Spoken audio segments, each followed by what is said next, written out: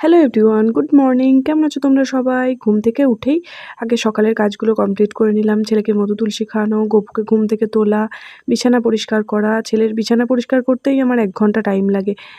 তারপরে জামা কাপড়গুলো কেচে মিলে দিলাম। তারপরে ঘরটা ঝাঁট মোছা এইসব করে দেখলাম বর এসে হাজির। সকালে চায়ের বাসনগুলোও কয়েকটা ধুয়ে রাখলাম। আর আজকে টিফিনে কলাই সেদ্ধ হবে, তার জন্যই এগুলো সেদ্ধ করতে বসিয়ে দিলাম। ছেলে দেখলাম ঘুমিয়ে পড়েছে।